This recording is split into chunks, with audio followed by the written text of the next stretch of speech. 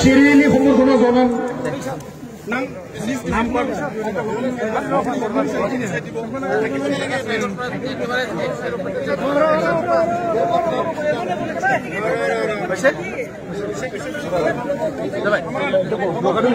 এবাৰ আছে জাগ্ৰত এনজিও তামুলপুৰ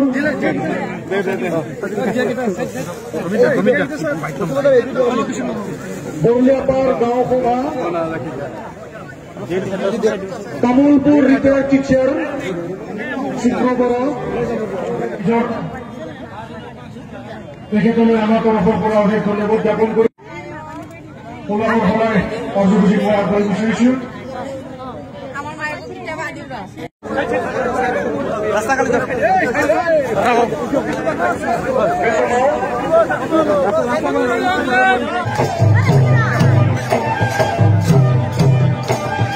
এজন কৰে লাগিব আমি সম্বৰ্ধনা জনাবলৈ জনাইছো।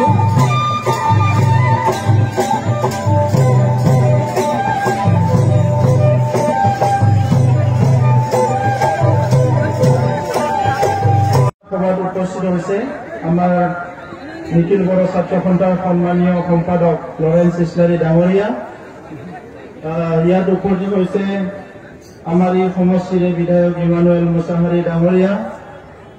ইয়াত উপস্থিত হয়েছে প্ৰাক্তন বিধায়ক আমাৰ কেন্দ্ৰীয় কমিটিৰ ইউপিপিএলৰ নেতা নাথুৰাম বড়ো ডাঙৰীয়া, আমাৰ ভাইস প্ৰেসিডেন্ট দলৰ হিৰণ্য চৌধুৰী ডাঙৰীয়া, প্ৰাক্তন এক্সিকিউটিভ মেম্বাৰ বড়োলেণ্ড টেৰিটৰিয়েল কাউন্সিলৰ দেবেন বড়ো ডাঙৰীয়া, আৰু ইয়াত উপস্থিত হৈছে আমাৰ দলৰে ভাইস প্ৰেসিডেন্ট শব্দৰাম ৰাভা ডাঙৰীয়া আৰু বিভিন্ন আমাৰ দলৰ নেতৃবৃন্দ, বিষয়ববীয়াসকল, মই শ্ৰদ্ধাৰ তামুলপুৰবাসী ৰাইজ, মই সকলোলৈ নমস্কাৰ জনাইছো। আৰু আজি আপোনালোকে সম্বৰ্ধনা সভাত উপস্থিত হোৱাৰ কাৰণে মই ধন্যবাদ জনাইছো। सिबिनाय रायजोफोर बे समाव बाहागो लानानै साफ्रोमनोबो आङो गोसो गोरबोनि अननाय आरो सिबिनायखौ बावहरबाय आरो दिनै बे हाबाफारियाव बाहागो लाफैनानै हाबाफारिखौ जाफुंसार होनायनि थाखाय आङो साबायखर बावबाय। मानगोनां रायजोफोर निमाहा बिबाय, बारा गोबाव सम गैथ'वा, साननैसोनि उनाव समा एभेलेबेल जागोन। आङो सानदोंमोन 4 बाजियाव सहैबाबो जागोन गुवाहाटीयाव, नाथाय 3 बाजियाव सहैथारनांगोन मोनसे हाबाफारि नुजाफिनदों। दा बे हिसाबै एसे गुसुं समनि गेजेराव आङो थांनो सानदों, नाथाय जोंहा आलासि दङ, बिथांमोना बिबुंथि लाखिगोन। जोङो सोलायनायनि थाखाय मोनसे राजखान्थि खामानि मावदोंमोन। পৰিৱৰ্তনৰ শ্লোগান লৈ আমি ৰাজনীতিত আহিছিলো আৰু আজি পৰিৱৰ্তন আহিছে। পৰিৱৰ্তন আহিছেনে? চবৰে আহিছে পৰিৱৰ্তন। পৰিৱৰ্তন আহিব লাগিব। পৰিৱৰ্তন মানসিকতাত আহিব লাগিব। প্ৰথমতে মানুহৰ এই মানসিকতা পৰিৱৰ্তন আহিলে সব পৰিৱৰ্তন হৈ যাব।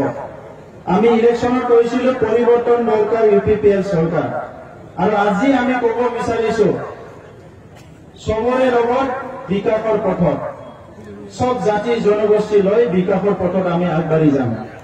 গতিকে বিভিন্নজনে বিভিন্ন কথা ক'লে, যোৱা দশকৰ পৰা দশক ধৰি এই ভাল এই বেয়া, এইটো কি, কিন্তু আজি এইবিলাক সব অৱসান ঘটাই আপোনালোকে দেখিবলৈ পাইছে যে ইউপিপিএল, বিজেপি আৰু জিএছপি সন্মিলিত হৈ এটা নতুন চৰকাৰ বনাইছে। আৰু এই যে জিএছপি, বিজেপি, ইউপিপিএলৰ সন্মিলিত চৰকাৰ, এইটোতে এটা ডাঙৰ মেছেজ আছে কি আমি সকলো জাতি জনগোষ্ঠী দল সংগঠনক আঁকোৱালি লৈ সুস্থিৰতাৰ মাজেৰে এটা সুস্থ সমাজ গঢ়িবলৈ আমি আগবাঢ়ি আহিছো। আমাৰ চিন্তাত, আমাৰ দৃষ্টিত কোনো জাতি ভেদাভেদ নাই, সমাজ ভেদাভেদ নাই, ধৰ্ম ভেদাভেদ নাই। সকলোৱে দুবেলা দুমুঠি খাই ভালকে জীয়াই থাকিব পাৰিব লাগিব। তো সেইকাৰণে আপোনালোকে সহযোগ কৰক, আমি আপোনালোকক সেৱা কৰিম। আমি ইয়াত নেতৃত্ব দিবলৈ অহা নাই, আমি সেৱা কৰিবলৈ আহিছো।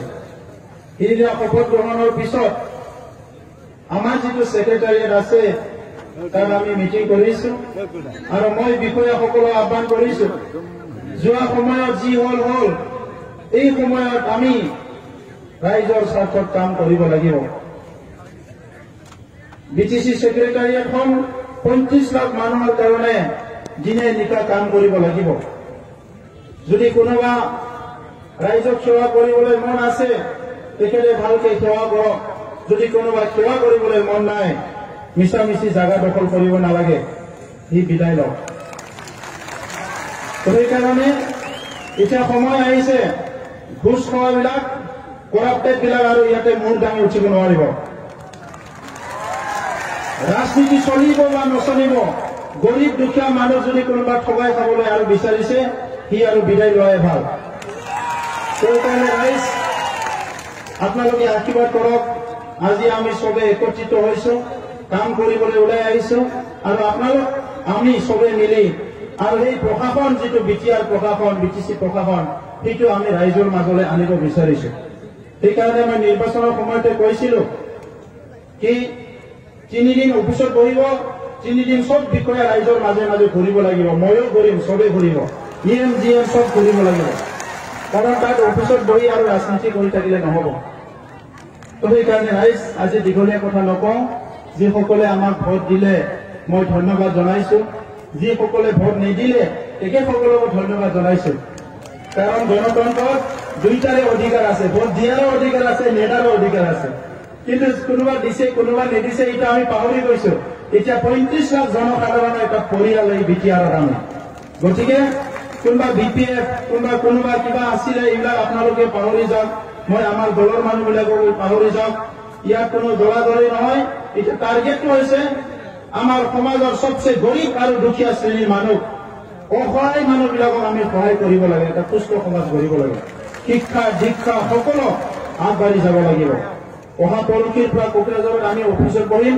1 সপ্তাহ পিছৰ পৰাই সকলো জনগোষ্ঠীক আমি অফিচিয়েলি মাতি কোকৰাঝাৰত আলোচনা কৰিম কোন জনগোষ্ঠীৰ কি সমস্যা আছে।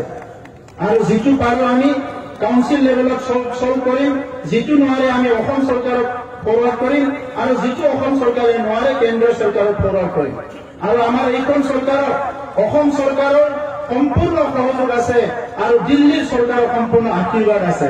তো সেইকাৰণে এইখন চৰকাৰ ৰাইজৰ চৰকাৰ আৰু ৰাইজৰ কাৰণে কাম কৰিব পাৰিব। ধন্যবাদ।